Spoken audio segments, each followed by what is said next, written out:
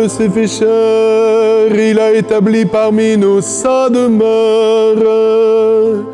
À tous ceux qui l'ont reçu, il a donné d'avoir part, de devenir enfants de Dieu. Alléluia. Alléluia. Alléluia. Alléluia. Alléluia. Alléluia. Alléluia.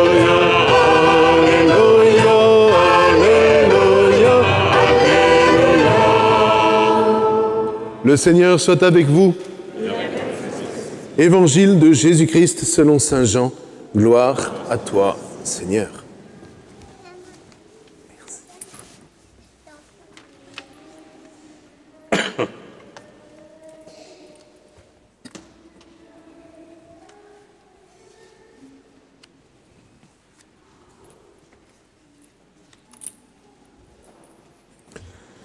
En ce temps-là, voyant Jésus venir vers lui, Jean le Baptiste déclara « Voici l'agneau de Dieu qui enlève le péché du monde. C'est de lui que j'ai dit, l'homme qui vient derrière moi est passé devant moi, car avant moi il était. Et moi je ne le connaissais pas. Mais si je suis venu baptiser dans l'eau, c'est pour qu'il soit manifesté à Israël. » Alors Jean rendit ce témoignage. J'ai vu l'Esprit descendre du ciel comme une colombe, et il demeura sur lui. Et moi, je ne le connaissais pas. Mais celui qui m'a envoyé baptiser dans l'eau m'a dit, « Celui sur qui tu verras l'Esprit descendre et demeurer, celui-là baptise dans l'Esprit Saint. » Moi, j'ai vu et je rends témoignage, c'est lui, le Fils de Dieu. Acclamons la parole de Dieu.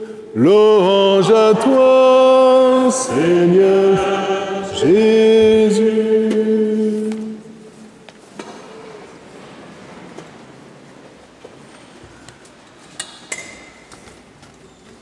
Alors, pourquoi, première question, pourquoi suis-je chrétien? Pourquoi suis-je chrétien? Alors, spontanément, je pense que plusieurs d'entre nous vont dire je suis chrétien, c'est pour être sauvé. Oh, oui, il y a des grandes chances pour que tu sois sauvé, si vraiment tu es chrétien.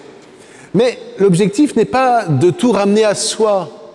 L'objectif, c'est d'écouter précisément et d'être imbibé de cette parole de Dieu dont la liturgie nous parle. Et là, vous voyez, c'est trop peu que tu sois mon serviteur, c'est trop peu que tu sois sauvé. Ce que je veux faire de toi, c'est une lumière dans les nations, au milieu des nations. C'est ça l'enjeu. C'est que vous et moi, nous soyons lumineux de telle sorte que d'autres, ensuite, puissent rencontrer le Christ. Nombreux parmi nous, sinon tous, nous pouvons tous témoigner que avoir rencontré le Christ a changé notre vie.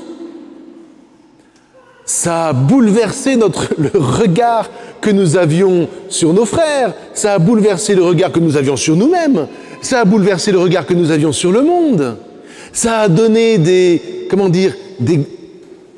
avenues magnifiques pour penser droit, pour se mettre au service de la vie, pour croire en l'humanité et croire en une humanité qui soit capable de paix.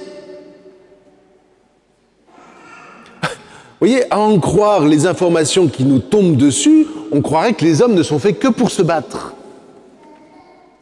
Mais au milieu d'un monde qui se bat, moi je choisis quoi? En vertu, évidemment, du baptême que j'ai reçu. Est-ce que je choisis de recevoir du Seigneur la mission d'être une lumière dans ce monde?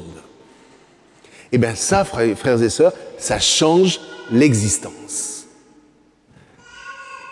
Je fais de toi, c'est trop peu que tu sois mon serviteur, je fais de toi la lumière des nations. Et quelque part, vous voyez, ce message a été lancé à nos frères juifs. Or, aujourd'hui, nos frères juifs, pour de de nombreux d'entre eux, pour les plus nombreux d'entre eux, sont des lumières au milieu du monde. Faut pas croire.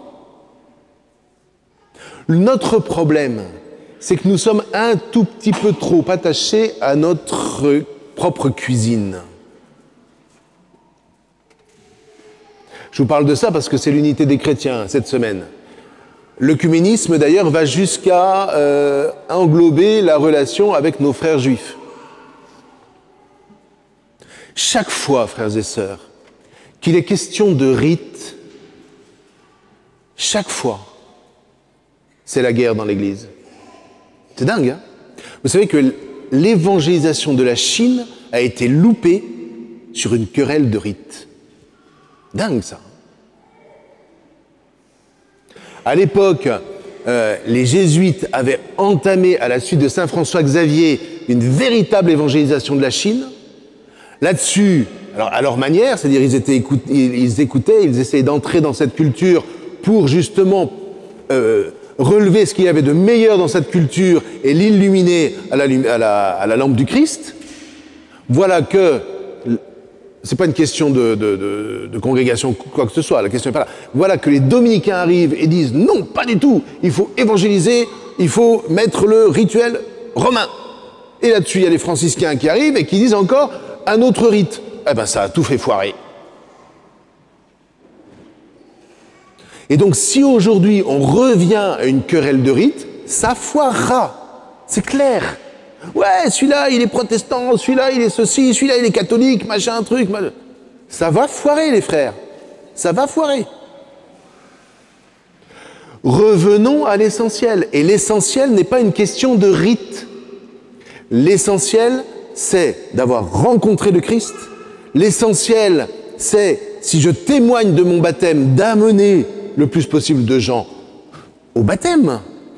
Et vous voyez, par exemple, j'ai un très bon ami juif en Israël. Moi, ma grande fierté, c'est de l'avoir ramené à la synagogue. Il n'y allait plus. Ah mon Dieu, j'ai reçu des coups de fil ensuite d'Israël en me disant « Waouh, vous avez ramené... Vous êtes un juste parmi les nations. » Ça m'a fait plaisir. Ça m'a fait plaisir. Bon. Mais vous voyez, l'idée, c'est pas viens dans ma boutique. L'idée, c'est rencontre le Christ. Et une fois que tu as rencontré le Christ, si tu as bien compris ce que le Christ n'arrête pas de te dire, c'est entends, écoute sa parole. Parce que c'est la parole du Christ qui va faire que tous les chrétiens, de quelque rite qu'ils soient, seront unis. Mais ça ne veut pas dire qu'il n'y a pas de spécificité. Pourquoi? Parce que la parole, elle est faite pour être interprétée. Donc la tradition catholique apporte une certaine tradition d'interprétation qui, pour ce que je pense moi, est pleine de fruits, est extrêmement féconde. Mais si je demande à un frère protestant si sa tradition est féconde, il va me dire oui. Maintenant, si on commence à discuter et à s'envoyer des arguments l'un contre l'autre, ah ben ça ne le fait plus.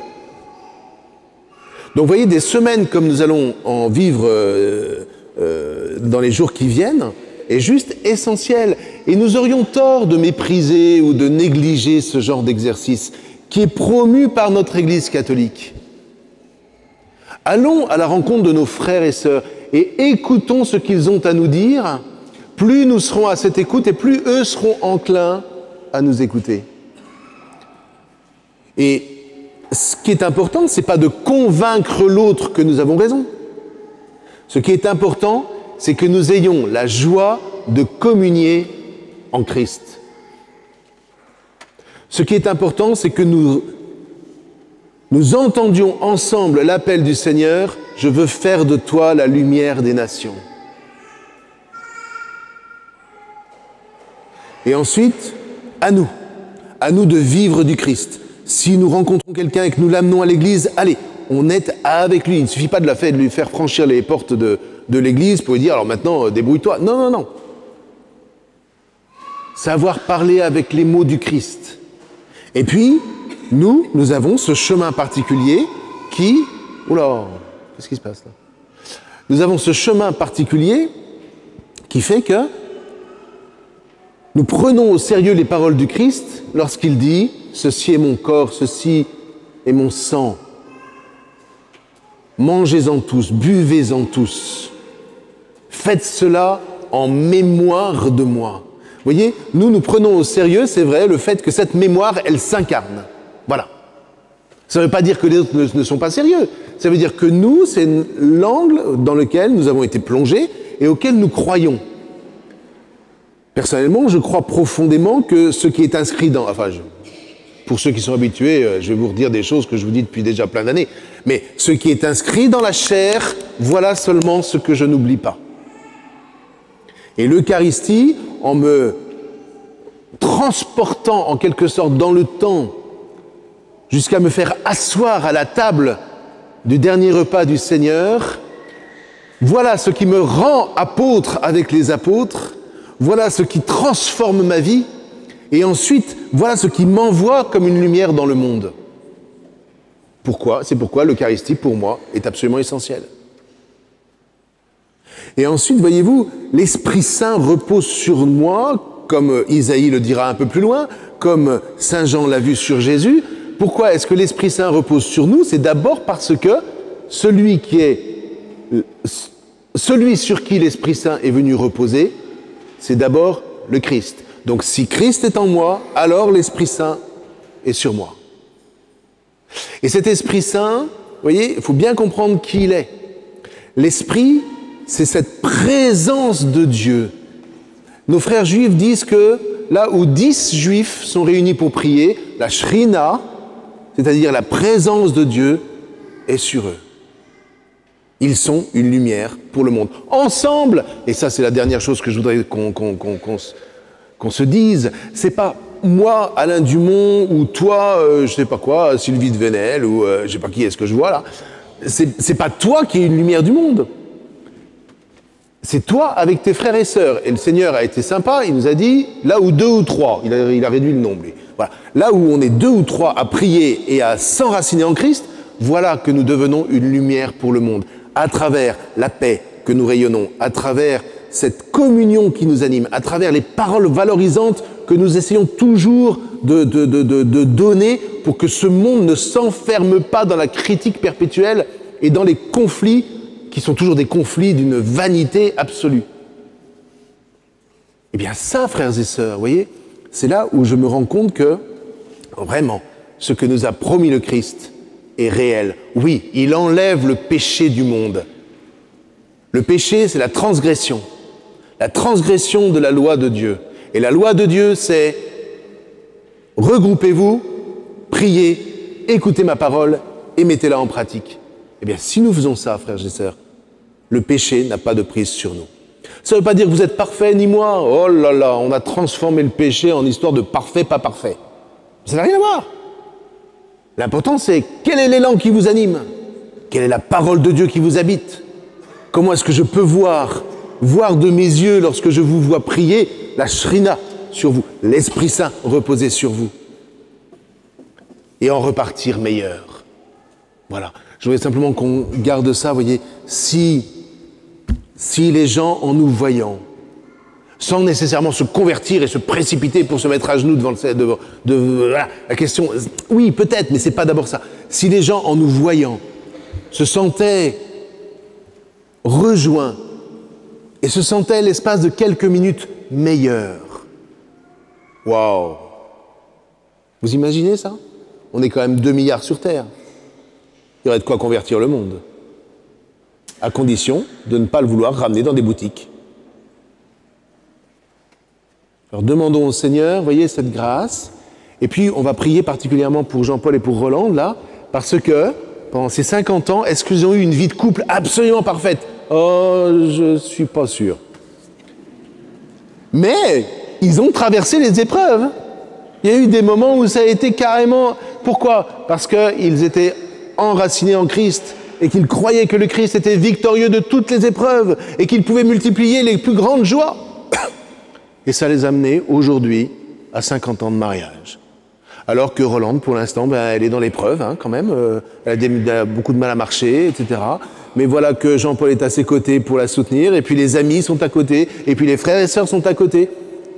Et ils sont au milieu de nous aujourd'hui, cette lumière qui nous rend meilleurs. Alors, gloire à Dieu. Amen.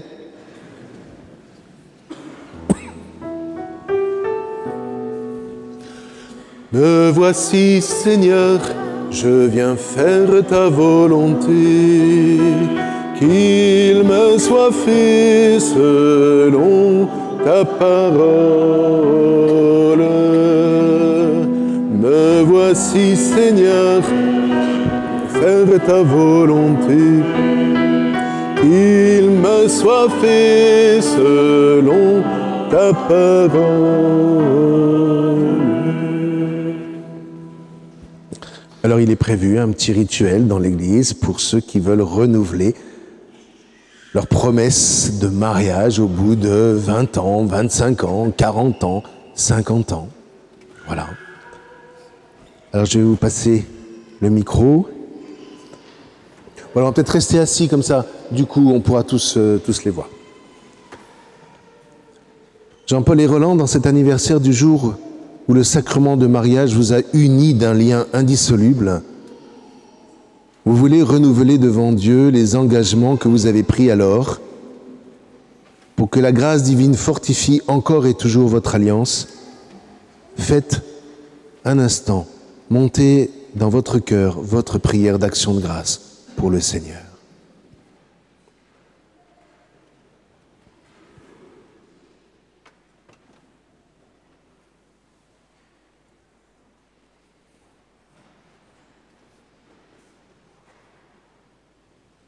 Et à présent, veuillez nous formuler votre prière. Béni sois-tu, Seigneur, de ton amour, je reçois Rolande comme épouse depuis 50 ans.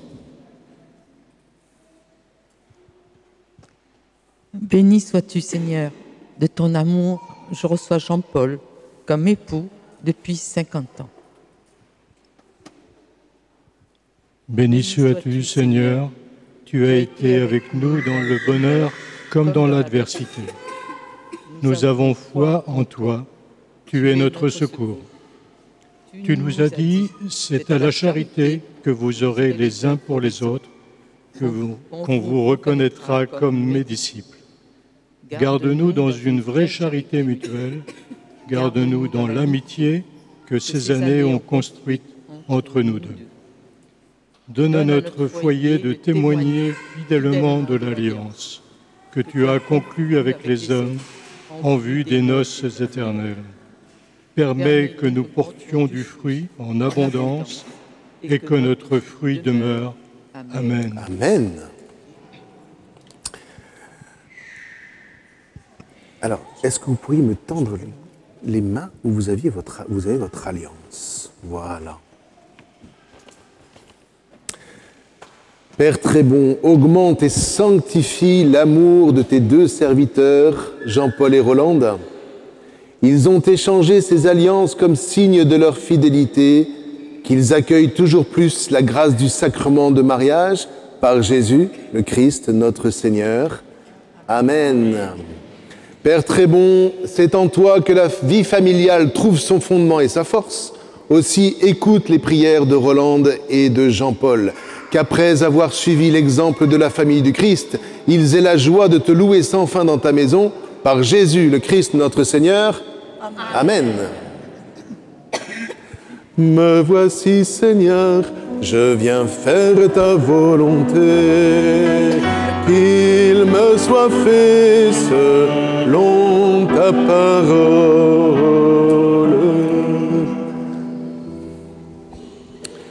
Et dans cette dynamique, dans cette mission que le Seigneur nous donne, frères et sœurs, redisons la foi de toute l'Église.